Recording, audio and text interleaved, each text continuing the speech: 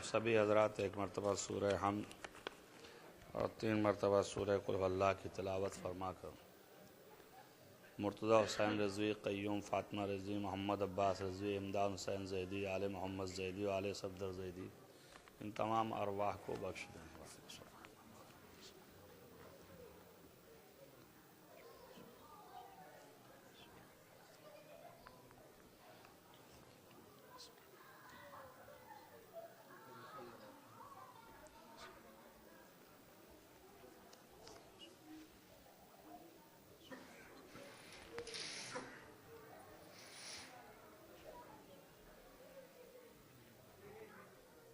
فاتحہ۔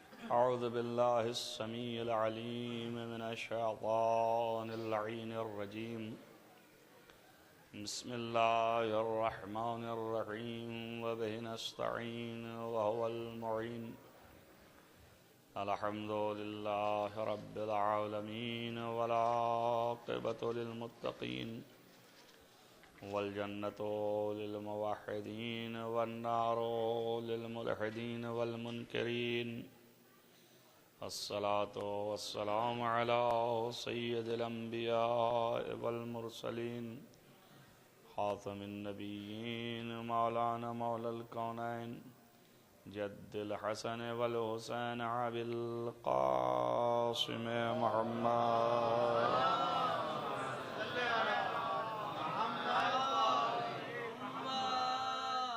ولا سیما علی ابن عمہ ووزیرہ ووصیہ وخلیفتہ، مطلوب کل طالب، غالب کل غالب، مولانا علی ابن ابی طالب،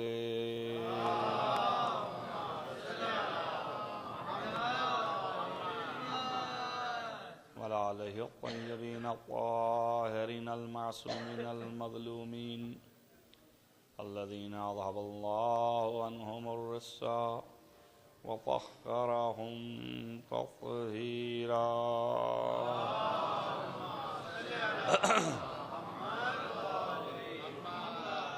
ولعنۃ اللہ علی اعدائہم اجمعین من یومنا ھذا الی قیام یوم الدین، اما بعد فقد قال اللہ سبحانہ وتعالی فی کتابہ الحکیم، بسم اللہ الرحمن الرحیم، وما خلقت الجن والانس الا لیعبدون۔ صلوات پڑھیں محمد۔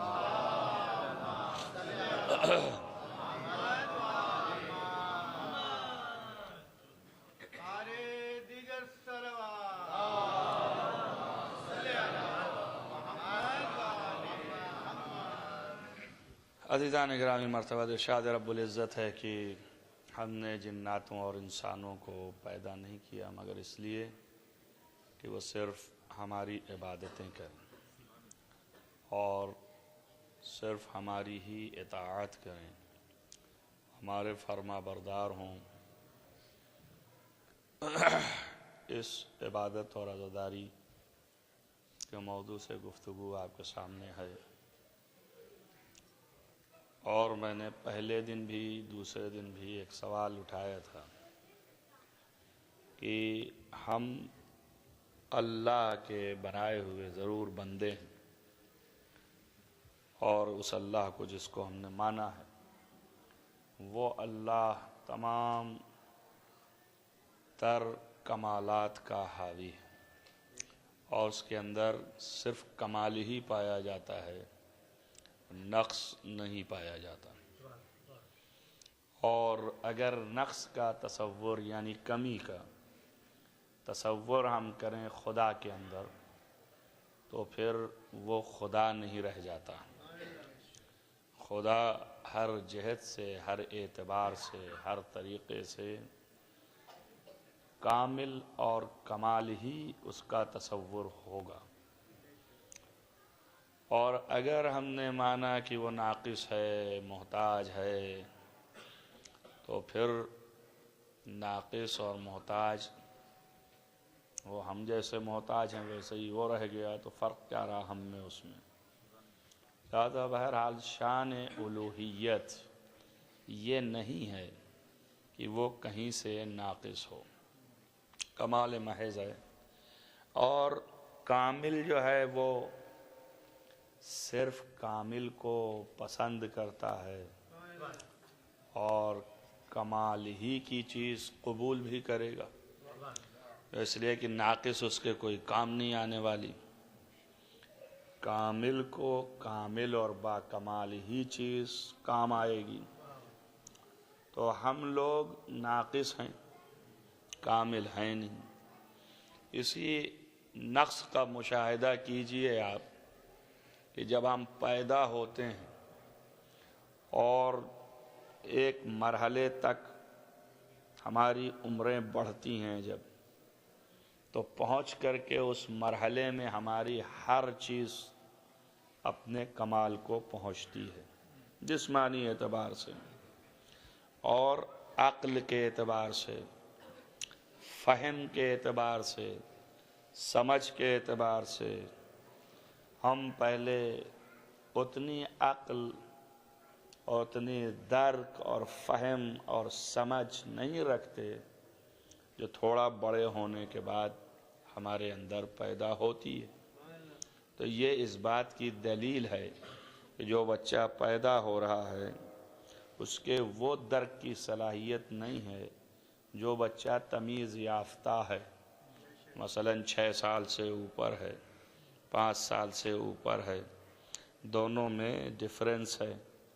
اس کے ہاں کمی کا مشاہدہ ہوتا ہے، اس کے ہاں زیادتی کا مشاہدہ ہوتا ہے، تو پتہ چلتا ہے کہ یہ نقص ہے اور وہ کمال کی طرف رفتار کر رہا ہے۔ تو اس کے معنی یہ ہیں کہ ہم پیدائشی ناقص ہیں، رہ کر کے کمال حاصل کرتے ہیں، خواہ وہ جسمانی اعتبار سے ہو، خواہ وہ عقلانی اعتبار سے یعنی عقل کے اعتبار سے ہو، ہر دو اعتبار سے ہم ناقص ہیں، اور یہ نقص رہ کر کے کمال کی طرف جاتا ہے، اور پھر جسے ہم کمال سمجھتے ہیں وہ کمال اللہ کے نزدیک بھی ناقص ہے۔ جتنی ترقی عقلی بھی ہو جائے ہماری، بہرحال عقل اور خالق عقل میں فرق ہے۔ عقل جو ہے وہ بہرحال مخلوق ہے، اور خالق جو ہے وہ اس سے اعلیٰ اور ارفع ہے، اکمل ہے، کامل ہے۔ تو ظاہر ہے کہ یہ عقل جب خود ہی اس خالق کے مقابلے میں ناقص ہے تو ناقص عقل اس کمال محض کا تصور و ادراک نہیں کر سکتی، لہذا اس کو اس طرح کہ جس طرح کامل ہے ویسے ہم نہیں سمجھ سکتے۔ تو چونکہ ہم اس کا صحیح جو اس کا کمال ہے اس کو نہیں پہچان سکتے، اس لیے ہماری معرفتیں ناقص ہیں، اور جب ہماری معرفتیں ناقص ہیں تو ہماری عبادتیں بھی ناقص ہیں۔ تو اس لیے کہ معرفت یعنی یہ کہ پہچان، جتنی زیادہ پہچان ہوگی اس قدر انسان اطاعت و محبت، اور پھر محبت یعنی لگاؤ، اور پھر اس کے بعد اس کی بات کا ماننا، یعنی پہچان سے لگاؤ پیدا ہوگا، اور لگاؤ سے بات کے ماننے کی صلاحیت میں اضافہ ہوگا۔ پہچان کا نام معرفت ہے، لگاؤ کا نام محبت ہے، اور ماننے کا نام ایمان ہے، اور عمل کرنے کا نام اطاعت ہے۔ صلوات پڑھیں محمد وآل محمد۔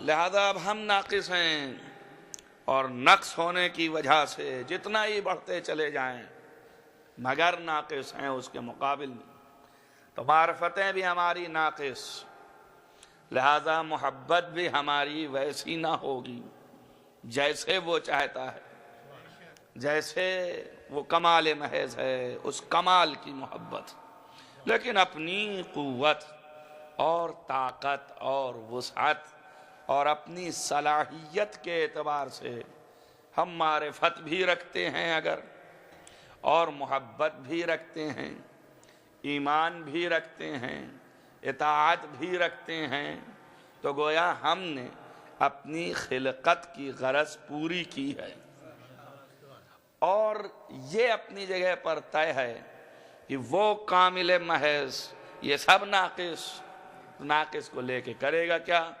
اس کے کام کا نہیں ہے۔ یہ میں نے آپ کے سامنے سوال پیش کیا تھا کہ جب اس کے کام کا نہیں ہے تو پھر اس نے ہمیں کیوں کہا کہ تم عبادت کرو؟ جب یہ ناقص ہی عبادت ہے تو ناقص جب کمال محض اور یہ کامل نہیں تو اس کے کام کا نہیں، تو ہماری عبادتوں کا کوئی فائدہ نہیں۔ جب اس کو کوئی فائدہ نہیں تو پھر کہا کیوں کہ تم اسے انجام دو، اسے کرو؟ کیوں کہا اللہ نے، اور کیوں ہم پر فرض کیا؟ کیا وجہ تھی؟ کس لیے کیا؟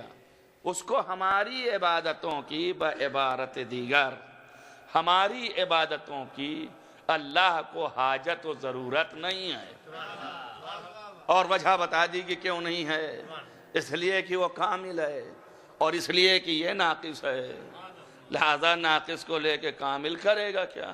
لہذا ہماری عبادتوں کی، ہمارے اعمال کی، ہماری معرفتوں کی اس کو حاجت نہیں ہے، وہ محتاج نہیں ہے۔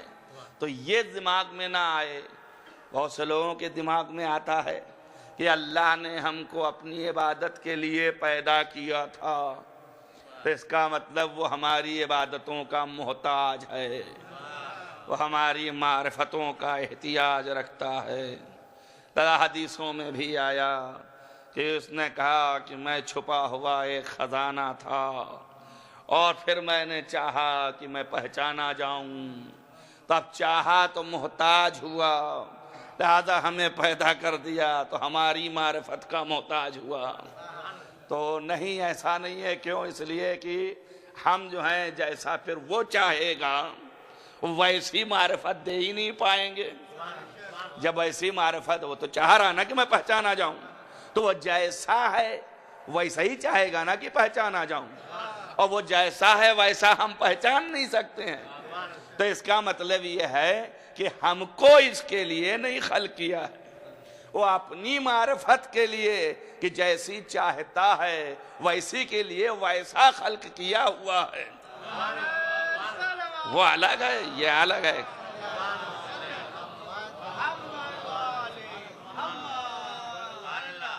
وہ الگ ہے، وہ غیر ہے، ہم اور ہیں، وہ اور ہے، دونوں فرق کرتے ہیں، بس یہیں سے فرق پیدا ہوگا۔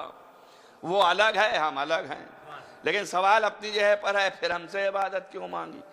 پھر ہم سے اطاعت کیوں مانگی؟ پھر ہم کو کیوں کہا؟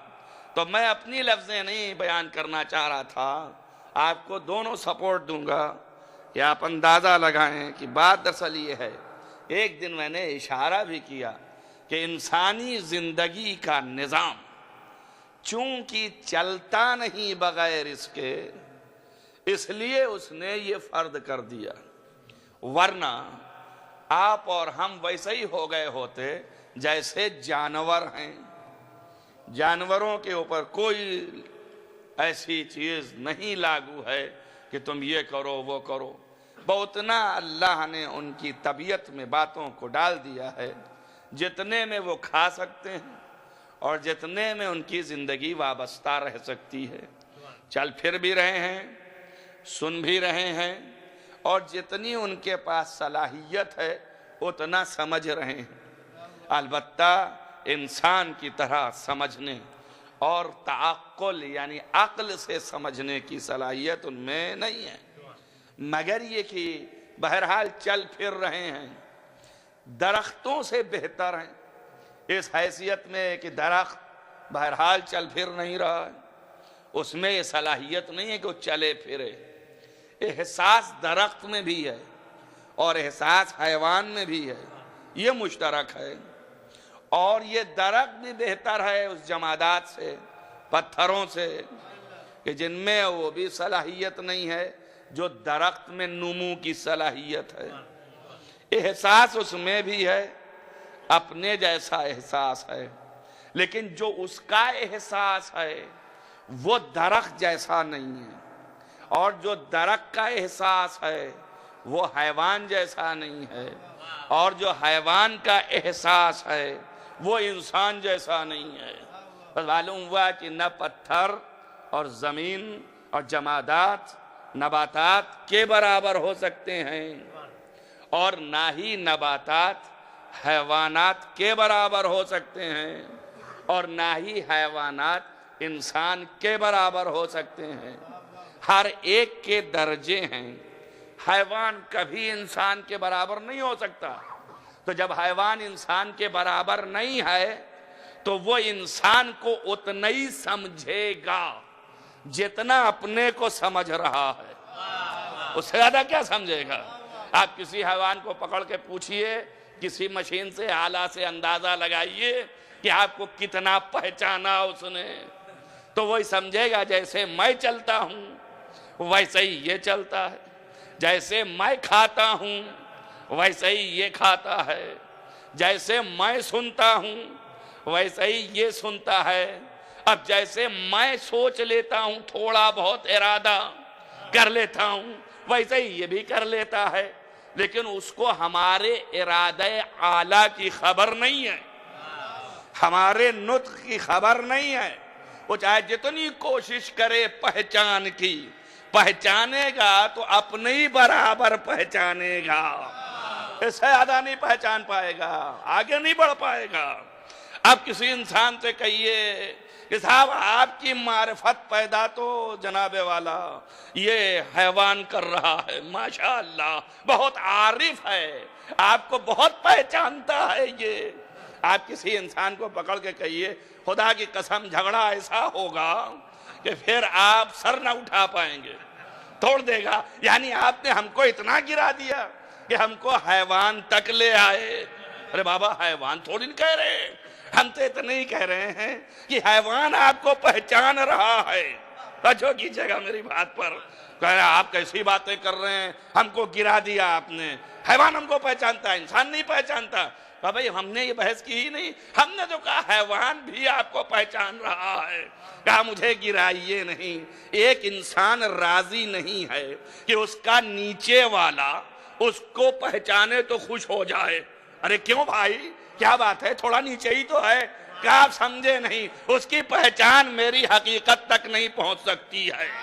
توجہ کریں آپ، تو یہ انسان وہ مافوق بشر کو کیا پہچانے گا؟ اور جب مافوق بشر کو نہ پہچان پائے گا تو اس خدا کو کیا پہچانے گا؟ صلوات پڑھیں محمد وآل محمد۔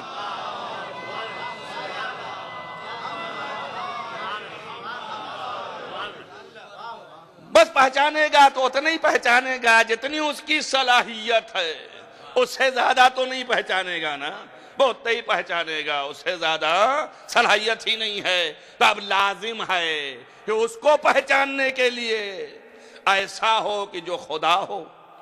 اب دوسرا خدا پیدا ہو نہیں سکتا کہ دوسرا خدا بھی ہو جائے، اور جو دو خدا ہوئے تو نظام عالم درہم برہم ہوا، اور نظام عالم ختم ہوا، پھر خدائیت نہ رہ گئی۔ توجہ کریں میری بات میں، یہ اللہ کے ہاں ہے صرف کہ اگر دو ہوئے تو الوہیت باقی نہ رہ جائے گی۔ توجہ کریں میری بات پر، صرف ایک ہی رہ سکتا ہے، دو نہیں ہو سکتا ہے۔ اب چونکہ جو دیکھنے والے ہیں جب ان کی آنکھیں کھلیں گی اور وہ دیکھیں گے کہ نظام عالم چلانے والا ایک ہی ہے اور صرف ایک ہی ہو سکتا ہے، اس کے بعد دوسرا کوئی دکھے اور اس کو دیکھیں کہ وہ بھی ایک ہی ہے، تو کہیں شک نہ پیدا ہونے لگے کہ جیسے وہ ایک ہے ویسے ہی یہ بھی ایک ہے۔ یہ بات آ گئی سامنے. ملائکہ نے جب آنکھ کھولی تو پہلے خدا کو ایک سمجھا, اس بعد جس نے خدا کو سمجھایا تھا اس کو بھی دیکھا کہ تنہا ہے اور ایک ہی ہے, تو اس نے سوچا اس ایک اور اس ایک میں کیا فرق ہے. جیسے ہی ان کے دلوں میں آیا, اللہ نے ایک ہی نور کے دو حصے کر دیے. صلوات پڑھیں محمد وعلی محمد.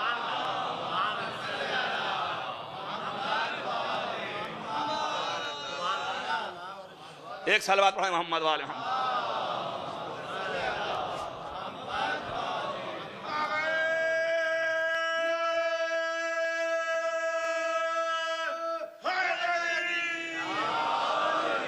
اب سمجھے نا آپ کی دو کرنے کی ضرورت کیا پڑ گئی. مسئلہ یہ نہیں ہے کہ ان کو فضیلت دینا ہے, مسئلہ یہ ہے کہ اپنی توحید بچانی ہے.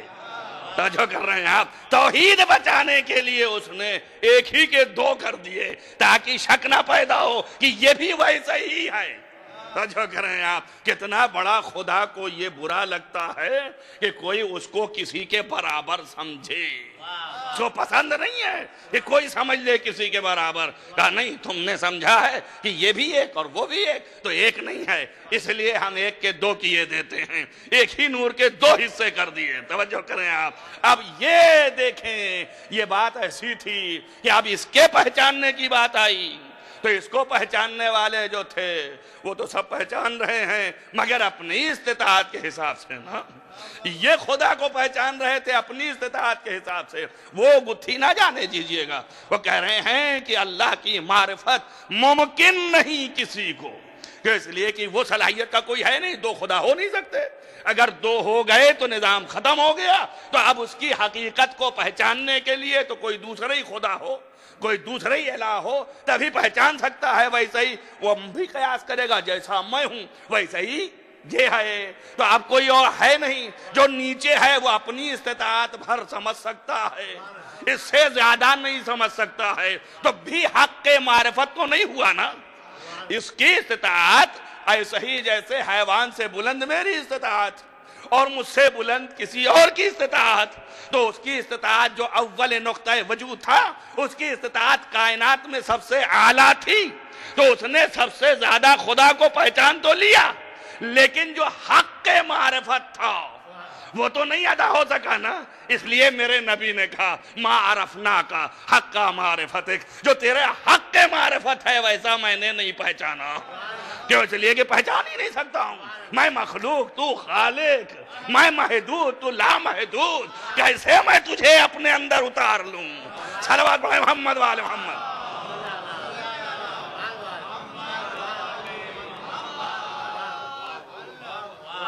لیکن یہ پہچاننے کے لیے چوکھی معرفت رکھنے والے دو پیدا ہو گئے.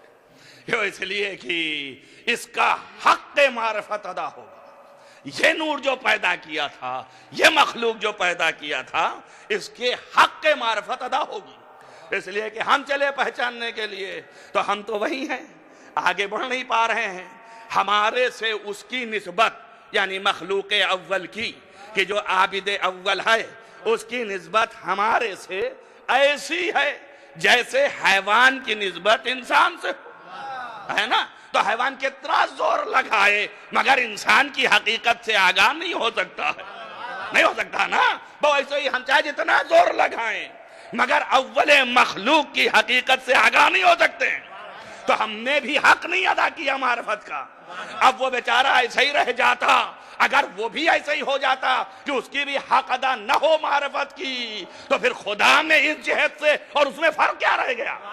توجہ کرو, یہ نقطہ باریک ہے بھائی. جیسے خدا کی معرفت کا حق ادا نہیں کر سکتا کائنات میں کوئی, تو اب یہ اول مخلوق کی بھی معرفت کا حق کوئی ادا نہیں کر سکتا. کیوں؟ اس لیے کہ ہمارے سے نسبت اس کی ایسے ہی ہے جیسے حیوان کی انسان سے. تو ہم جتنی سوچیں اتنا ہی سمجھ سکتے ہیں کہ ہمارے جیسے چل رہا ہے, ہمارے جیسے کھا رہا ہے, ہمارے جیسے سو رہا ہے, ہمارے جیسے بازار جاتا ہے. یہی تو قرآن نے کہا نا, یہ عرب دیکھ کے یہی کہتے رہے تو ہمارے ہی جیسا ہے. جیسے ہی کہا ہمارے ہی جیسا, نبی نے سمجھ لیا کہ اب اس سے زیادہ یہ سمجھ نہیں سکتا. توجہ کیا آپ نے؟ یہ وجہ تھی نبی کو بھی کہنا پڑا ہاں بھیا جو سمجھ لیا وہی ہوں، انا انما انا بشر مثلکم، بس اس سے زیادہ تمہاری پرواز ہی نہیں ہے، تم اپنے ہی جیسا بشر سمجھتے ہو تو چلو بشر ہی سمجھو، کم سے کم سامنے کا تو دیکھ کے سمجھ رہے ہو۔ اب اس کے معنی اس کا بھی حق معرفت ادا نہیں ہو سکتی۔ حق معرفت وہی ادا کر سکتا ہے کہ جو ویسا ہی ہو یا اس سے بلندر ہو۔ توجہ کر رہے ہیں آپ؟ تو اگر حق معرفت ادا اس کی بھی نہ ہو اور خدا کی بھی نہیں ہوئی تو اس جہت سے یہ خدا جیسا ہو گیا کہ نہیں ہو گیا؟ اب اگر خدا جیسے ہو گیا تو شریک ہو گیا۔ اللہ اکبر۔ اب شرک لازم آ جائے گا، اس لیے شرک کو دور کرنے کے لیے دو حصے کر دیے کہ حق معرفت میں نے بنایا ہے، میں جانتا ہوں، توجہ کر رہے ہیں آپ، اور یہ حصہ ہے اس کو پتا ہے۔ کیوں؟ اس لیے کہ جتنا یہ اپنے کو پہچانتا جائے گا اتنا محمد کو بھی پہچانتا چلا جائے گا۔ صلوات پڑھیں محمد والے محمد۔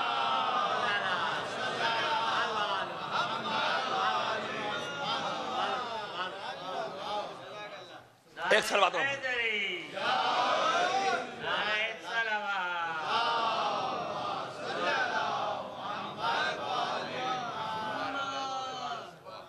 لہذا معرفت کی منزل پر کوئی خدا کا حق نہیں ادا کر سکتا اور انکار بھی نہیں کر سکتا۔ معرفت صرف دو ہی کی ہے جو حق ادا کر سکتا ہے، ایک خدا اور ایک یہ جو دوسرا حصہ تھا۔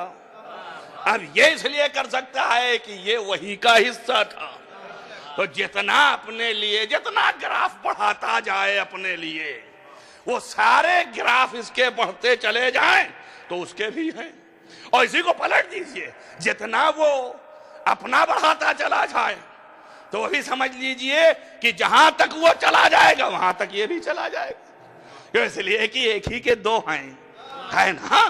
تو جتنا یہ بڑھتا جائے اتنا وہ بھی ہے، اور جتنا یہ بڑھتا جائے اتنا وہ بھی ہے، فرق نہیں ہے۔ اب سمجھے نا؟ یہ اگر اپنی تعریف کریں تو ان کی کر رہے ہیں، اور اگر وہ اپنی کریں تو ان کی کر رہے ہیں، اور اگر ان کی کریں تو اپنی کر رہے ہیں۔ نہیں سمجھے آپ؟ اسی لیے ہاتھوں پہ اٹھا کے جو مولا کہا کہ من کنتو مولا فہذا علی مولا، یہی تو سمجھا رہے ہیں ہم دونوں ایک ہیں، وہاں بھی ایک تھے یہاں بھی ایک ہیں۔ صلوات پڑھیں محمد والے محمد۔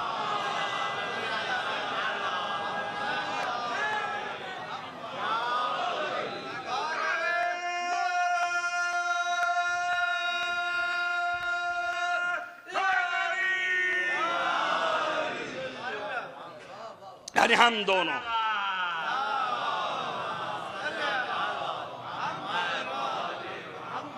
بس اصل معرفت خدا ہے جو اس کی عبادت تک لے جائے گا۔ لہذا ہمیں معرفت حاصل کرنی ہے۔ ابھی بہت سی باتیں ہیں، اس کو ہم یہیں پر بند کرتے ہیں، پھر انشاءاللہ آئندہ کھولیں گے، مگر بات تو ابھی بھی رہ گئی کہ یہ وہ ہیں کہ جن کی عبادتیں اللہ کو مطلوب ہے، لیکن پھر ہمارے لیے کیوں رکھا، ہمارے لیے کیوں اس نے واجب کیا، ہمارے لیے کیوں فرض کیا، ہم کو کیوں زحمتیں دیں، ہم کو کیوں پیدا کیا؟ تو اب یہ کہا کہ پیدا کیا تو چونکہ نظام عالم چلتا نہیں صحیح، اس لیے اس نے ہم پر فرض کیا کہ بھئی اطاعت کرو ہماری۔ اب جتنی تم میں طاقت ہے اسی معرفت کے اعتبار سے اطاعت کرو۔ وہ آپ کو بتا دیا کتنی طاقت ہے، جتنی بھی طاقت ہے اس اعتبار سے آپ ہماری اطاعت کیجئے اور ہماری اطاعت عبادت کیجئے۔ یہ کیوں کیا؟ یہ اطاعت کی ضرورت کیا تھی، عبادت کی ضرورت کیا تھی، جب اس کو ملحوظ نہیں ہے کہ ہماری عبادت لے، محتاج بھی نہیں ہے، لینا اس کو محتاج نہیں ہے وہ۔ لہٰذا قرآن نے بھی کہا کہ یہ محتاج نہیں ہے، یہ نہ سمجھ لینا کہ اللہ محتاج ہے۔ آپ دیکھیے سورہ حجرات میں یہ قوم جب اسلام لے آئی تو پیغمبر کے پاس آئی، قرآن نے نقل کیا یمنون علیک اسلامہم، یہ عجیب قوم ہے، آپ کے پاس آگے کہتی ہے میں اسلام لے آیا ہوں، یہ اپنے اسلام لانے کا احسان جتاتی ہے، تو اللہ کے اوپر کوئی احسان نہیں، بل اللہ یمن علیہم، بلکہ اللہ نے احسان کیا ان کے اوپر کہ ان کو راہیں دکھائیں۔ کیا احسان کیا؟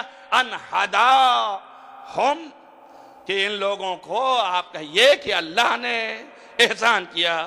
کیا احسان کیا؟ کہ ان ہداکم للایمان، تم کو ایمان کی ہدایت کی. تو بس اس سے آیت سے کیا معلوم ہوا؟ اب تو میں اپنی طرف سے نہیں کہہ رہا ہوں نا، آیت تو یہی بتا رہی ہے نا کہ اللہ کو ہماری عبادت کی ضرورت نہیں ہے، ہمارے اسلام کی ضرورت نہیں ہے. اور احسان مت جتاؤ یہاں کلمہ پڑھ کر کے کہ ہم نے کلمہ پڑھ لیا. ارے پڑھ لیا ہوگا، نہ پڑھتے تو بھی بھاڑ میں جاؤ. اگر پڑھتے ہو، پڑھ رہے ہو، تو ہمارے اوپر کیا احسان ہے تمہارا؟ اللہ کے مزاج میں تندی آ گئی. یا رسول اللہ یہ بہت رٹ رہے ہیں، ان سے تم آج بتا دو صاف ستھرے طریقے سے کہ تم نے اگر پڑھ لیا تو بھی کوئی احسان نہیں، اور نہیں پڑھا تو میرا کچھ بگڑنے والا نہیں ہے. یہ بھی ترجمہ میں نے اپنے سے نہیں کیا ہے. اللہ نے کہا ہے لن یضر اللہ شیئا. اگر کوئی اپنے دین سے دین لانے کے بعد، یا ایھا الذین آمنوا من یرتد عن دینہ، اگر کوئی شخص اپنے دین سے پلٹ گیا ایمان لانے کے بعد، لن یضر اللہ شیئا، اللہ کا کچھ بھی نہیں بگڑے گا، تم بھاڑ میں جاؤ، ہمارا کچھ نہیں بگڑے گا، ہمارا کوئی فرق نہیں پڑنے والا. تو ایمان لے آؤ یا نہ لے آؤ، جاؤ. بس کام تھا ہدایت کرنا، ہم نے ہدایت کر دیا اور یہ بھی احسان کیا. توجہ کریں آپ. بے احسان کیسے ہوگا؟ دیکھیے احسان وہاں ہوتا ہے جہاں پر 4 آدمی بیٹھے ہوں اور 4 میں سے ہم ایک آدمی کو خصوصیت دے رہے ہوں اور 3 کو نہ دیں. بھیا کیا کیا 3 بیچاروں نے؟ وہ بھی تو ویسے ہی ہے نا. ہم ایک کو پکڑ کے اور ان کو خلطیں دینا شروع کریں، ان کے نام لے لے کے پکارنا شروع کریں، جو کہ خلاف ہے، لیکن بہرحال کرنا شروع کریں. اب جب یہ سب ہم کریں تو آپ کہیں گے بھائی کیا خصوصیت تھی؟ بھائی کوئی خصوصیت تھی؟ ان کا صاحب بس منت، احسان، ترحم، ان کی نظر رحمت جو ہے وہ انہی کے اوپر ہے، ان کا احسان انہی پر ہے. آخر کیوں ان پر ہے؟ کہا یہ تو وہ جانے اور یہ جانے کی کیوں ہے، لیکن بہرحال ہے انہی پر. یہ 3 جو اور تھے انہی کے برابر تو تھے. کہا ہاں تھے. مخلوق تو مخلوق، ساری کائنات مخلوق. جب اللہ کی سب مخلوق تو سب کو ہدایت کرنا اللہ پر فرض. تو اب اس کو چاہیے سب کے لیے نبی بھیجے. سب کی قوموں میں تو آج تک سنا آپ نے کہ کوئی شیر جو ہے نبی ہو گیا ہو، اور کوئی ہاتھی جو ہے وہ ولی ہو گیا ہو، کوئی ایسا بھی ہو جو کھڑا ہو جائے لومڑی سے ہی کہے کہ میں بھی دعوے دار خلافت ہوں. صلوات پڑھیں محمد والے محمد. اب سوچیں آپ،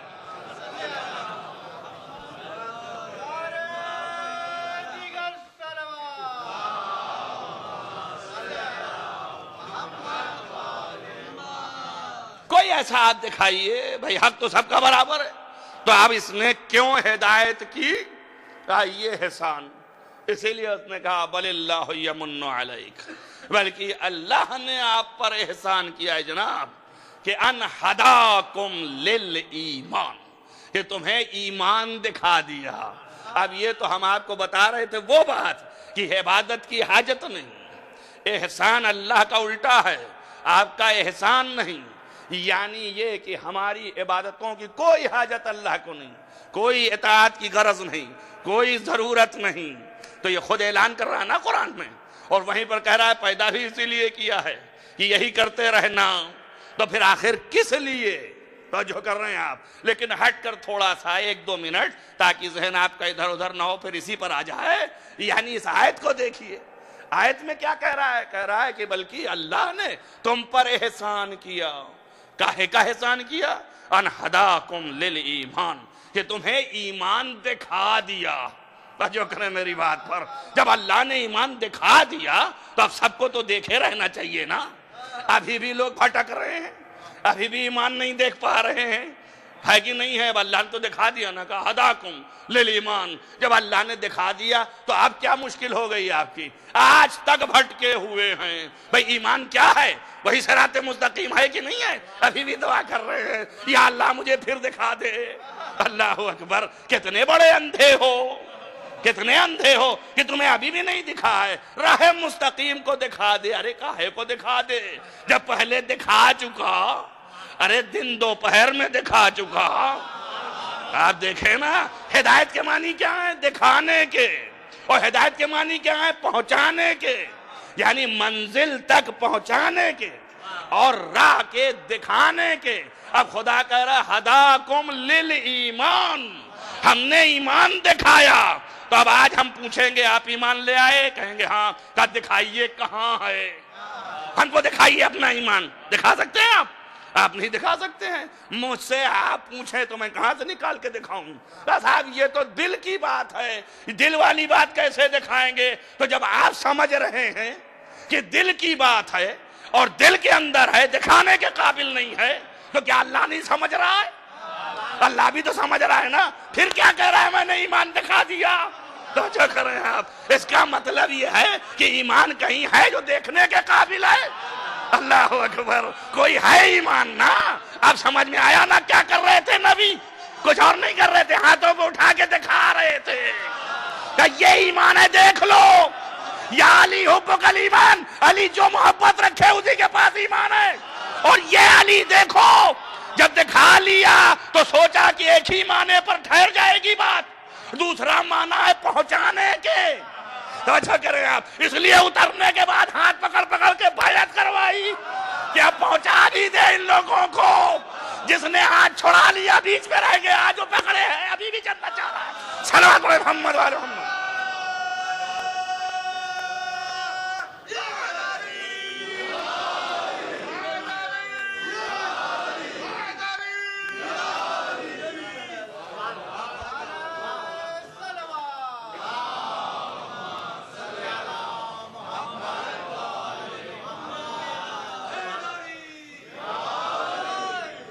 یہ احسان کہ دکھا دیا اس میں ایمان کیا ہے۔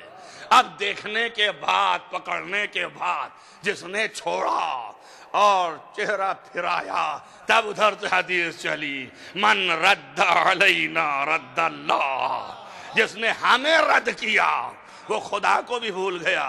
اب خدا کے پاس نہیں جا سکتا، اب چاہے دنوں رات سر پٹک دو، چاہے تم زمین پر پٹکو، چاہے پتھر پہ پٹکو، پیدا کیا ہے عبادت کے لیے، لیکن جیسا چاہ رہے ہیں ویسا ہی لانا۔ ایسا نہیں اپنے من سے جو چاہے کرنے لگو، تو بہت سے کر رہے ہیں، وہ بھی جو نہیں مان رہے، لا الہ الا اللہ نہیں کہہ رہے، ان کا بھی دل اعتراف کرتا ہے کہ کوئی نہ کوئی ہے جو مجھے پیدا کیا ہے، تو وہ بھی مومن ہے۔ مانتے کیوں نہیں ہو؟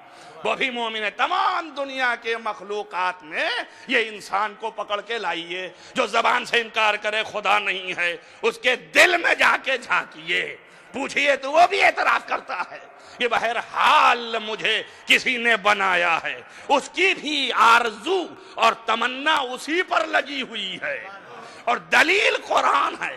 قرآن خود ہی کہتا ہے عجیب لوگ ہیں یہ، جب ان کو ہم دریا پہ سفر کرتے ہوئے نظر آتے ہیں اور ہم ان کی کشتیوں کو توڑتے ہیں اپنی مصلحتوں کے ذریعے سے، اور جب یہ مد و زجر کے درمیان آتے ہیں اور اوپر نیچے ہوتے ہیں، تب دم نکلنے لگتا ہے، تب ان کے دل میں جو کیفیت پیدا ہوتی ہے تو بڑے اخلاص سے چلاتے ہیں کہ اے وہ جس نے مجھ کو بنایا ہے تو ہی بچا لے۔ تو اس کے معنی دل میں سب کے ہے۔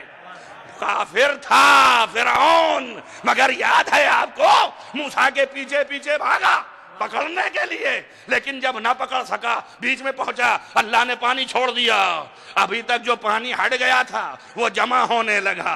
توجہ کریں آپ، اس کے معنی یہ ہیں کہ نبی جیسے شگاف ڈالنا جانتا ہے ویسے ہی جوڑنا بھی جانتا ہے نا۔ جیسے ہی موسیٰ نے قدم رکھا پانی ہٹا، شگاف ہوتا چلا گیا، اور جیسے ہی موسیٰ ادھر چلے گئے قدم ہٹایا پھر جڑ گیا۔ تو نبی کے قدم میں اتنی طاقت ہے کہ پانی میں راہ بنا دے۔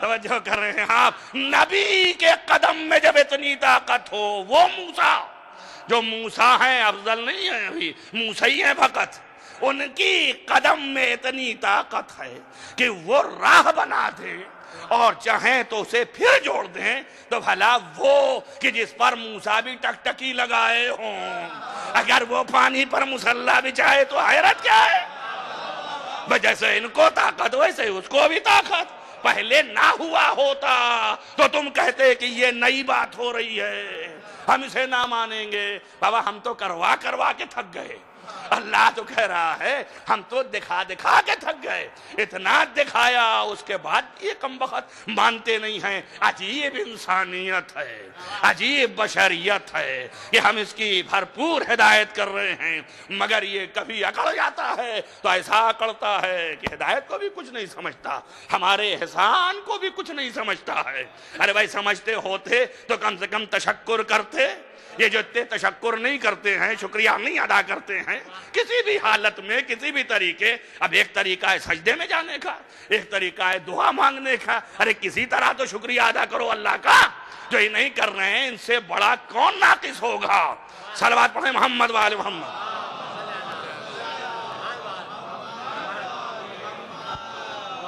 یہی موسیٰ عجیب و غریب ہیں۔ موسیٰ ان کے زمانے میں ایک شخص تھا، یہ عبادت کا زام بھی نہیں پیدا ہونا چاہیے، کسی کو یہ شک نہ پیدا ہو جائے جو بیچارے نہیں کر رہے ہیں تو ان کو بڑے ایسے دیکھ رہے ہیں۔ بابا ایسے نہیں دیکھا جاتا، ان کو کوشش کر کے لایا جاتا ہے، اور خود کر رہے ہیں بڑا ناز ہے، اول وقت پڑھتے ہیں اور پھر خیال نہیں رکھتے ہیں، اول وقت پڑھتے ہیں تو پھر کچھ بھی ہو جائے۔ بھائی عبادت رضا معبود کا نام ہے، عبادت اس کا نام تھوڑی نہ ہے کہ بس ٹائم کی پابندی ہی کرنا ہے، جس میں رضایت ہو۔ ذکر اہل بیت چڑھا ہے، چل رہا ہے، چھوڑ کے کھڑے ہو جاتے ہیں۔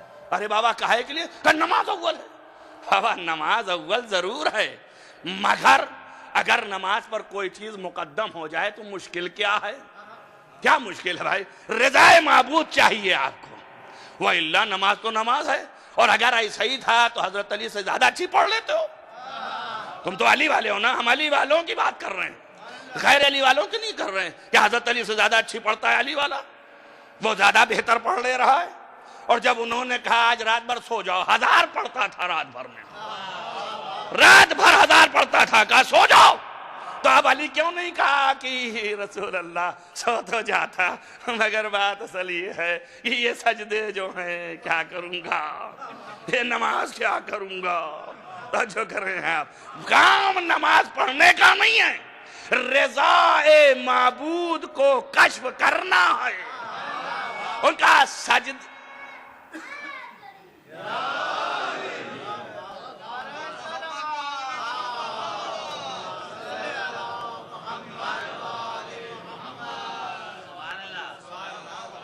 ایک صلوات پڑھیں محمد وآل محمد۔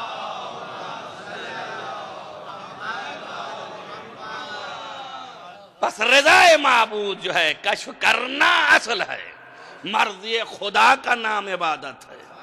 جہاں سے راضی ہو جائے وہیں سے عبادت ہے، جہاں سے ناراض ہو گیا عبادت ختم ہو گئی۔ اس نے کہا نا، سکھایا بھی تو یہی کہ جن پر ہم نے نعمتیں نازل کی ہیں ان کے راستوں کو اختیار کرنا، ان کے نہیں اختیار کرنا جن پر غضب نازل کیا ہے۔ تو معلوم ہے معیار جو ہے وہ نعمت کب ملے گی؟ جب راضی ہوگا۔ تو راضی رضایت، معیار جو ہے رضایت ہے، غضب نہیں ہے۔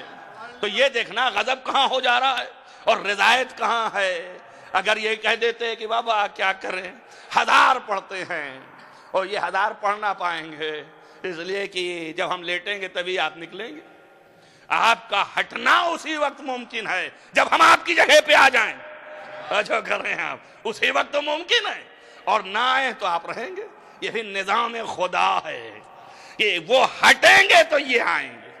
تو جو کر رہے ہیں آپ تو بس ایسا ہی ہے کہ میں اگر آؤں گا تو نماز رہ جائے گی۔ کہتے کہ 2000 رکعت پڑھتا ہوں میں، 2000 سجدے کرتا ہوں میں، 1000 رکعت پڑھتا ہوں میں، اب میں یہ عبادت کیسے چھوڑوں؟ تو اگر عادت کی عبادت ہوتی تو نبی کہتا کہ ٹھیک ہے، اور علی بھی کہتا کہ سونے سے رہا، لیکن منشا رضا معبود ہے۔ تو یہ نہیں پوچھا کہ نماز کیا کروں، توجہ کریں آپ، تاریخ اٹھا کے دیکھیں، یہ نہیں پوچھا نماز کیا کروں جو پڑھتا تھا۔ اور پھر یہ نافلہ، آپ کو معلوم نا واجب میں معاملہ کچھ اور ہے، خالی ادا ہے کہ ادا کر دو، اور نافلہ ہدیہ ہوتا ہے، اللہ کو گفٹ دے رہے ہیں۔ تو رسول اللہ کیا بیچتے ہیں؟ آپ ہی بتائیے، اللہ کے آگے رسول اللہ کی کیا حیثیت ہے؟ کون سی حیثیت ہے؟ یا علی اب یہ حرکت نہ کیجئے گا، اللہ پہ رسول اللہ کو بڑھائے دے رہے ہیں آپ۔ توجہ کیجئے، یہ غلو ہے، اس کو نہ کیجئے آپ، بولیے آپ، مولا پہ فتویٰ لگائیے، اللہ کو گفٹ دے رہے تھے آپ، وہی دیجئے، کہاں رسول اللہ کے چکر میں پڑ گئے؟ یہ تو رسول ہیں، اللہ مقدم ہے، توجہ کریں آپ بات پر، اللہ مقدم ہے، کہا بابا اللہ کا منشا، اس کا دین آج ہی قائم ہونے والا ہے، تو اس کے معنی یہ ہیں کہ جہاں پر قیام دین ہو رہا ہو اس چیز کو اللہ کی دوسری چیز پر مقدم کرنا چاہیے، ہے نا؟ قیام دین جس سے ہو رہا ہو، لہذا کہا آج ہی یہ قائم ہونے والا ہے، تو یہ نہیں پوچھا کہ نماز کا کیا کروں، یہ پوچھا کہ میرے سونے سے آپ بچیں گے؟ کہا اگر نہ بچتے تو کہتے کیوں؟ اسی لیے تو کہا ہے اب میں کہوں یا رسول اللہ چانس دیجئے، آپ چانس دیجئے، اب یہاں پر شکایت نہ ہونے پائے آئندہ کے لیے کہ بھئی ہم سے بھی کہتے تو لیٹ جاتے، ہم سے بھی کہتے تو لیٹ جاتے، اب رسول اللہ چانس دینا چاہیے تھا، یہ شکایت میری باقی ہے رسول اللہ سے، یہ چانس دیتے پہلے دن بھی، شاید اسی بہانے سے یہ آیت ان کے لیے آ جاتی، جو کرے آپ چانس دینا چاہیے تھا، عجب نے رسول جواب دیں کہ ایک جگہ ساتھ لے گئے تو ہم بھی ڈانٹ کھائے اللہ کی، یہ بھی کھایا، جو کرے آپ یہاں چھوڑتے تو کیا عالم ہوتا؟ صلوات پڑھے محمد وآل محمد۔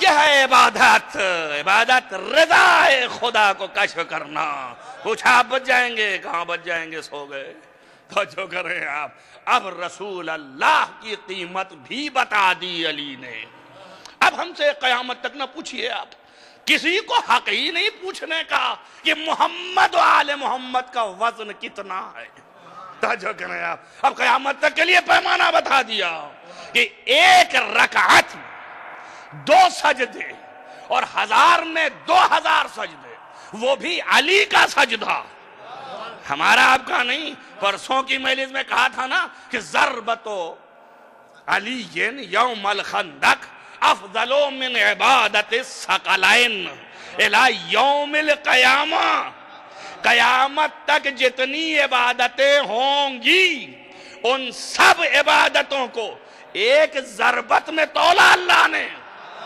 ضربت ہاتھ کا چکر، جب ہاتھ کا چکر اتنا وزنی تو جب سر نیچے جا رہا ہے تو کتنا وزنی، تو سجدہ علی اور 2000 سجدہ علی کا وزن محمد کے برابر ہے، تبھی تو سو گیا، سجدہ چھوڑ دیا، اب نہ پوچھو محمد و آل محمد افضل ہے کہ نماز افضل ہے، ارے بابا عقل سے لگاؤ، سوچو، نماز کی افضلیت اپنی جگہ پر ہے، پڑھو، لیکن روک بھی سکتے ہیں آپ دیکھیے نماز پڑھتے ہوئے سامنے ڈوب رہا ہے، اب کیا کریں گے آپ؟ سامنے اگر کوئی ڈوب رہا ہے تو کیا کریں گے آپ؟ اٹھائیے توضیح المسائل، 1000 سال کے سارے فقہا کو دیکھیے، کہا کہ نماز کو ترک کرو، پڑھ رہے ہیں بابا، نیت کیا، قرات کر رہے ہیں، رکوع میں ہیں، سجدے میں، کیا کھلواڑ کروا رہے ہو؟ کہا جی نہیں، وہ جو مر رہا ہے، ڈوب رہا ہے، نماز کو یہیں توڑ دے، اللہ اکبر، نماز کو توڑ دے، اب نماز کی افضلیت کہاں گئی؟ ایک اس آدمی کو بچانے کے لیے، اس میں یہ بھی نہیں ہے مومن ہے کہ کافر ہے، سوچیں آپ، ایک کو بچانے کے لیے نماز توڑوائے دے رہا ہے، یا اللہ اب تو نے کافر کو اپنے پر مقدم کر دیا، یہ کیا کر رہا ہے؟ یہ سمجھیں گے نہیں، بعد میں گڑبڑ کریں گے، صلوات پڑھیں محمد وآل محمد۔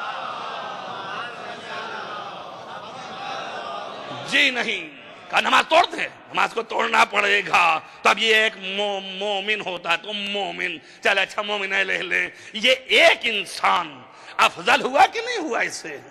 اللہ نے روکا دیا، مقصد کیا ہے؟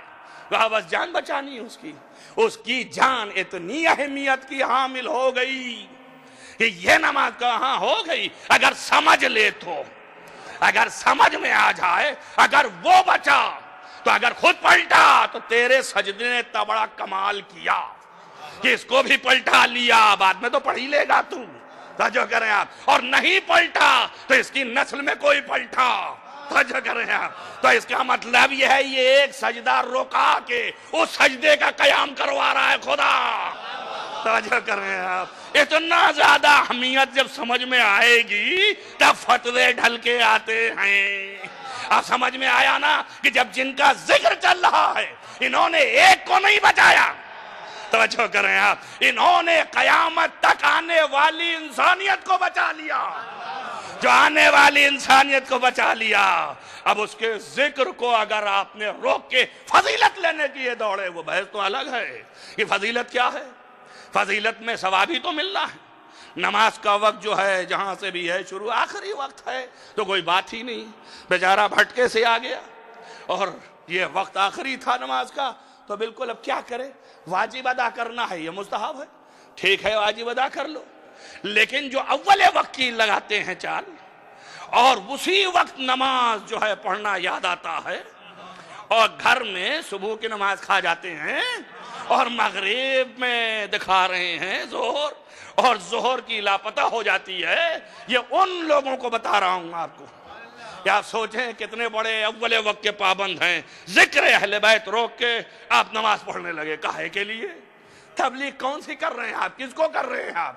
یہاں جو تبلیغ ہو رہی ہے وہ حسین کے ذریعے سے پورا دین جا رہا ہے، تیری ایک نماز کا کیا لوم ہے؟ نماز کی تبلیغ ہوگی جب حسین کی تبلیغ ہو جائے۔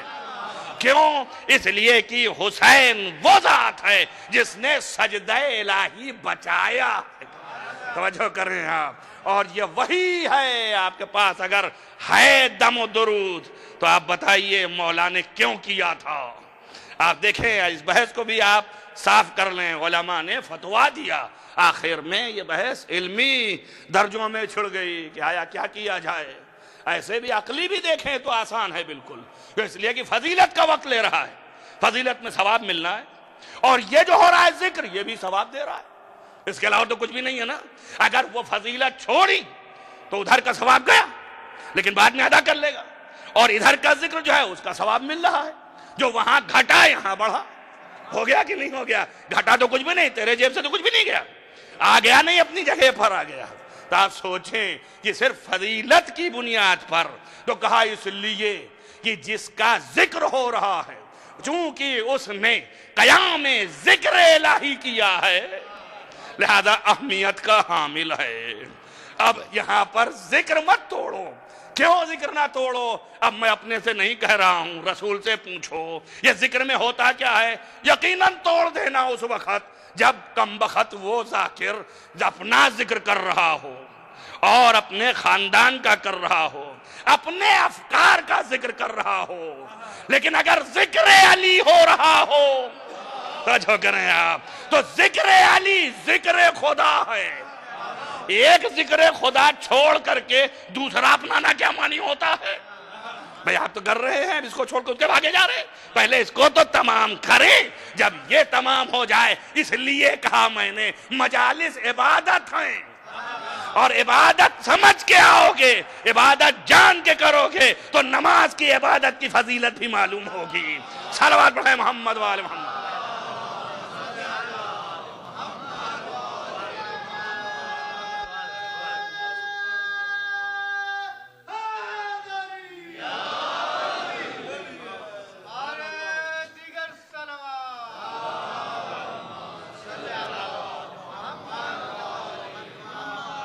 آپ دیکھیے آیت اللہ العظمیٰ عراقی کا فتویٰ تھا اور باقاعدہ لیا ان سے، وہ ان کا سن 104 سال کا ہو گیا تھا، اس کا ان سے فتویٰ لیا گیا کہ بھائی دیجیے۔ انہوں نے لکھا کہ ذکر اہل بیت کو قطع کر کے نماز اول وقت پڑھنا لازم نہیں، یہ صرف فضیلت کا وقت ہے، اس کے بعد ختم ہو جائے گی۔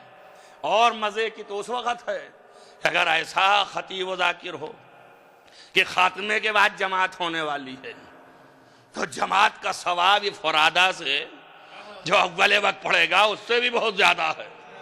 تو اگر ثواب کے پیچھے دوڑ رہا ہے تو اس کا انتظار کر، اور اگر دین کو سلامت رکھنا ہے تو اس کا انتظار کر، کچھ تو کر، اپنی فلاح ڈھونڈ۔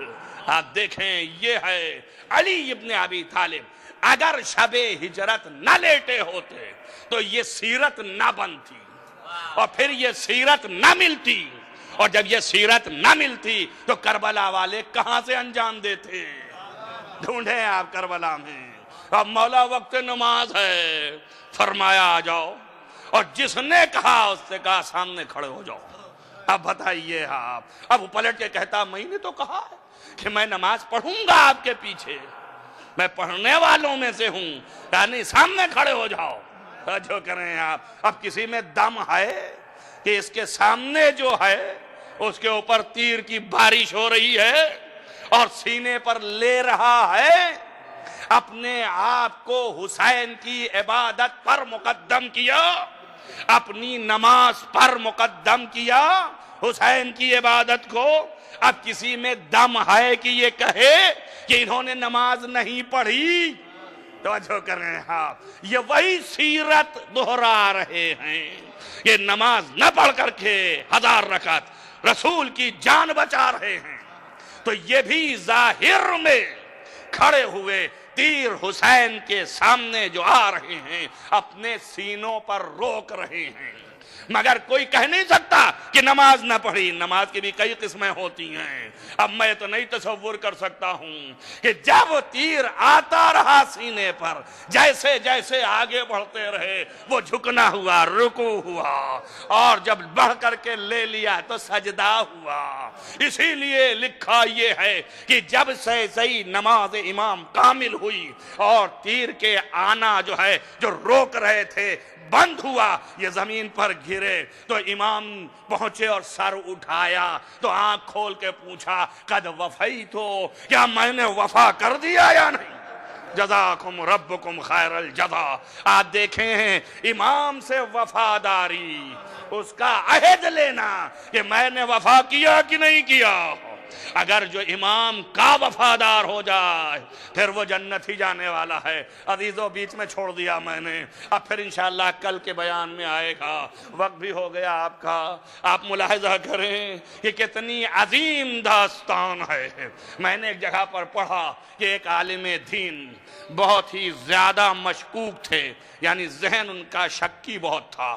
جب انہوں نے واقعہ پڑھا تو انہوں نے کہا کہ اگر ہم ہوتے تو ہم بھی روک لیتے۔ زہیر ابن قین، ابو سمامہ سیداوی، اگر انہوں نے روکا تو کوئی کمال نہیں ہے۔ انہوں نے خواب میں دیکھا کہ کربلا ہے اسی طرح، چاروں طرف ظالمین گھیرے میں لیے ہیں، امام خود کہہ رہے ہیں کہ اے شخص میرے سامنے کھڑا ہو جا تو میں نماز پڑھ لوں۔ کھڑے ہو گئے، کہا ٹھیک ہے آپ پڑھ لیجئے۔ اب اس کے بعد جب تیر چلے تو جیسے جیسے سنسناتے تیر نزدیک ہوئے ویسے ویسے پیچھے ہٹنے لگا اور امام کو تیر لگ گیا۔ مڑ کے دیکھا، کہا مولا غلطی ہو گئی، کہا پھر سے روک لے۔ دوسرا تیر آیا، پھر چاہا روکے، لیکن جیسے ہی تیر نزدیک آیا پھر ہٹ گیا۔ طاقت نہ ہوئی کہ روک سکے، پھر مڑا۔ امام نے کہا کوشش کر۔ جب تیسری دفعہ بھی یہی حالت ہوئی تو امام نے پلٹ کے کہا اب تو سمجھ میں آیا کہ میرے اصحاب کیسے تھے۔ اللہ اکبر۔ آج سوچیں کہ کیا عالم تھا، تیر کو سینے پر روک لیا۔ عزیزو، یہ تیر کو سینے پر روکنا آسان نہیں ہے۔ سینے میں قلب ہے اور قلب پر تیر لگ رہے ہیں جہاں حسین کی محبت ہے۔ لیکن میں ایک بات بتاؤں، میں کہوں گا زہیر مبارک، ابو سمامہ سیداوی مبارک، تم نے تیر روکا حسین کے لیے، مگر یاد رکھیے جیسے یہ تیر روکنا ایک فعل ایسا ہے کہ شجاعانہ ہے، ویسے ہی تازیانے کو پشت پر برداشت کرنا بھی ان بیویوں کا کارنامہ شجاعانہ ہے۔ اگر تم نے روکا تو بیویوں نے بھی پشت پر تازیانے روکے ہیں۔ عزیزو، تازیانے عجیب و غریب ہوتے تھے، آپ سنتے رہتے ہیں خالد، آپ دیکھیے لوہے کے بھی ہوتے تھے اور ایسی چیزوں کے بھی ہوتے تھے کہ اس سے زخم ہو جاتا تھا۔ آپ اندازہ کریں تازیانے کے زخم ہو جاتے تھے۔ اللہ اکبر۔ جب منہال امام سید الساجدین علیہ السلام سے مدینے میں ملے تھے تو بیٹھے ہوئے تھے حضرت، ایک مرتبہ آپ کا پیر کھل گیا تو دیکھا منہال نے کہ اتنا زیادہ آپ کے پیر میں سوراخ جیسے راستے جیسے بنے ہوئے ہیں، تو گھبرا کے پوچھا مولا کیا ہے؟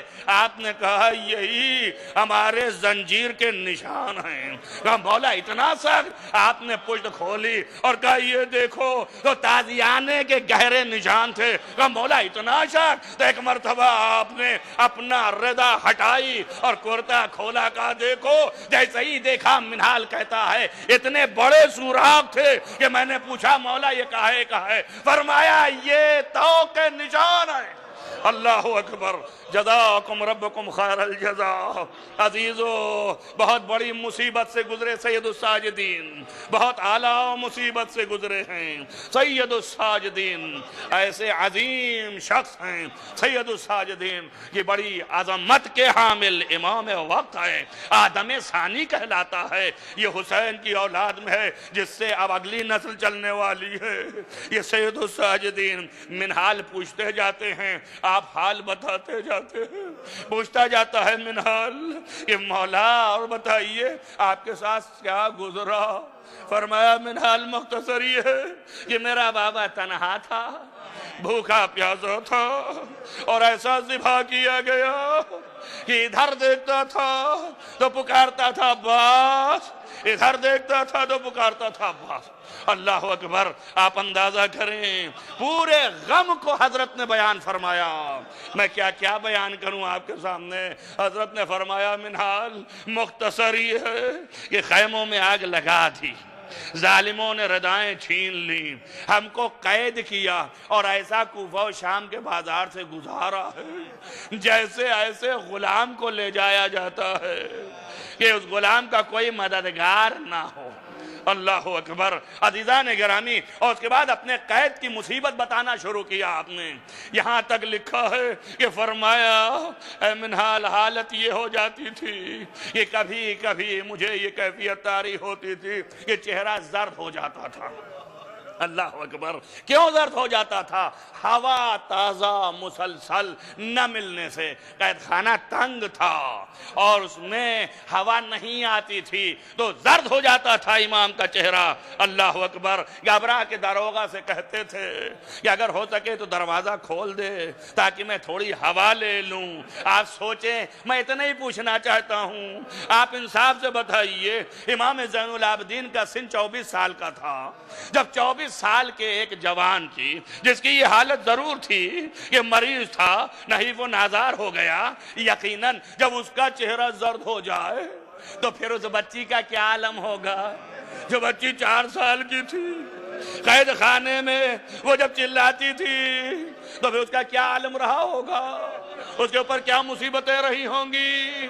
عزیزو، لکھا یہ ہے کہ جب داروغہ زندان بڑی منت و سماجت سے کبھی در کھول دیتا تھا تو سید الساجدین باہر نکلتے تھے۔ ایک دن ایسا ہی ہوا، نکلے، ایک شخص ادھر سے گزر رہا تھا، دیکھا کہ ایک شریف انسان ہے جو قید کیا ہوا بیٹھا ہے، نزدیک پہنچا، کہا آپ کون ہیں؟ حضرت نے فرمایا میں مکے کا رہنے والا ہوں۔ پوچھا آپ کا نسب کیا ہے؟ فرمایا بنی ہاشم کی اولاد ہوں۔ پوچھا آپ بنی ہاشم میں سے ہیں، مدینے سے واقف ہیں؟ حضرت نے کہا وطن ثانی ہے۔ کہا تو پھر آپ جانتے ہوں گے بنی ہاشم میں کہ ہیں تو حسین علی مقام سے بھی کوئی رشتہ ہے؟ بس جیسے ہی یہ جملہ سنا، کہا بھائی میرا نام علی ابن الحسین ہے، وہ میرا بابا تھے جن کو 3 دن کا بھوکا پیاسا میدان کربلا میں قتل کر دیا گیا۔ بھئی یہ سننا تھا، رونے لگا، کہا مولا آپ یہاں کیسے ایسے؟ کہا بھئیہ یہ نہ پوچھو، یہ میری مائیں اور بہنیں ہیں جو قید خانے میں ہیں۔ بہت دیر تک روتا رہا۔ عزیزوں میں ختم کر رہا ہوں، عزاداری کرنے کی بھی جو ہے قدر و قیمت پہچانے۔ بھئی یہ کہہ ہی رہے تھے کہ ایک مرتبہ آواز آئی پھوپھی کی، ایسے सैयद साजिदीन बहुत देर हो गई, बेटा अंदर आ जाओ। बच्चा आए, भाई खुदा हाफिज मेरी पुपी बेचैन है। जल्दी जब दमे धर आए, पूछा किससे बात कर रहे थे? कहा पुपी अम्मा एक अपना चाहने वाला मिल गया। कहा बेटा इसको जल्दी बुलाओ, ज़ैनब भी कुछ कहना चाहती है। अल्लाह अकबर। बस सैयद साजिदीन पलटे, पुकारा, वो नजदीक आया, दमे दर खड़ा हो गया। हजरत ने कहा ए सैयद साजिदीन इसको मेरा सलाम कहो, और कहो मेरा सलाम ज़ैनब का सलाम ले ले। बस जैसे ही सलाम सुना मुंह पे तमाचे मारे। आगे फरमाया सैयद साजिदीन इससे कह दो जब भी ठंडा पानी पीना मेरे हुसैन भाई प्यासे को याद कर ले। जज़ाकुम रब्बुकुम खैरल जज़ा। जब भी ठंडा पानी पीना मेरे भाई को याद कर लेना। और एक मर्तबा खिताब किया, सुनो जब भी कभी तुम्हें मौका मिले तो मेरे भाई की गम नहीं मनाया गया मजलिसे बर्पा कर लेना और सैयदा के दिल को खुश कर देना। जज़ाकुम रब्बुकुम खैरल जज़ा। बस अजीजो ये मजालिस सैयदा के लिए है। बीबी आती है, बीबी पुरसा दे रहा हूँ आपको। ए बीबी जो पुरसा आप ले लीजिए कैद खाने के यतीमों का। बीबी एक यतीमा है कैद खाने में जो तड़प रही थी, अब दुनिया से चली गई है। उस यतीमा का कोई ऐसा नहीं था जो ऐसा होता कि कोई मददगार साबित होता। सिर्फ बीबियां थी, कभी गोदों में लेती थी, कभी हाथों पे लेती थी, यही बीबियां थी और कोई नहीं। ए बीबी आप इसका पुरसा ले लें। अज़ीज़ान गिरामी मैंने आपके सामने उस दिन भी पढ़ा था कि सैयद साजिदीन किस आलम में शाम से मदीने गए थे।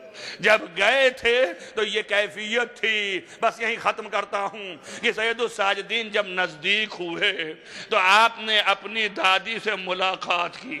जैसे ही नजदीक हुए उम्मुल बनीन ने देखा और देखने के बाद पूछा आप सैयद साजिदीन हैं?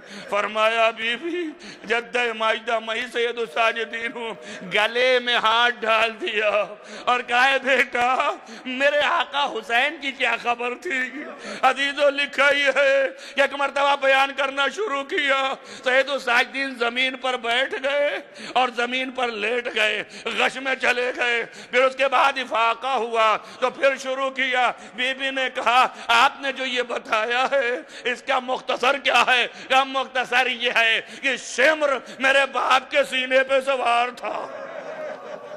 ए दादी सिमर मेरे बाप के सीने पे सवार था और मेरे बाप का सर काटना चाहता था। बस जैसे ही कहा फौरन पूछा अब्बास किधर थे? कहा दादी शाने कटा के नहरे फुरात पर आपके तीरों की बौछार थी, जमीन पर लेट गए। अरे मेरा चचा मेरा बाप भी पुकारता रहा और मैं भी कूफा शाम के बाजार में अपने चचा को पुकारता रहा। सयालम अल्लज़ीना ज़लमू अय्यन क़ल्बुहुम। अल्लाहुम्मा इन्नी असअलुका बिहक़्क़ि फ़ातिमता व अबीहा व बालिहा व बनीहा व सर्रिल मुस्तौदिअ फ़ीहा अन तुसल्लि अला मुहम्मद व आलि मुहम्मद। बारहा तुझे वास्ता है मोहम्मद व आलि मुहम्मद। मअबूद गुनाहान कबीरा व सगीरा फ़ फरमा। बारहा नेक अमाल की तौफ़ीक़ इनायत फरमा। बारहा जहाँ जहाँ भी मुहिब्बान आले मोहम्मद उनको हिफ्ज़ अमान में रख, रोज़ा मुक़द्दस की हिफाजत फरमा। बारहा तुझे वास्ता है मोहम्मद वाले मोहम्मद तमाम मरने वाले मरहूमीन को जो मुहिब्बान आले मोहम्मद में से उनको जवार मासूम इनायत फरमा। खुसूसन इन मरहूमीन को जो इस बज़्म के हैं जवार मासूम में जगह इनायत फरमा। बारहा तमाम मरीज़ों को शफ़ा इनायत फरमा। खुसूसन ये दो मरीज़ इफ्तिखार ज़ैदी साहब और अली अब्बास रज़वी साहब को शफ़ाए आजिल व कामिल इनायत फरमा। बारहा तुझे वास्ता है मोहम्मद वाले मोहम्मद के तमाम उलमाए आलम का साया हमारे सरों पर महफूज रख। माबूद इमाम का ज़ुहूर जल्द अज़ जल्द फरमा, उनके असहाब अंसार में शुमार फरमा। अल्लाहुम्मा तक़ब्बल मिन दुआ मातम हुसैन या हुसैन।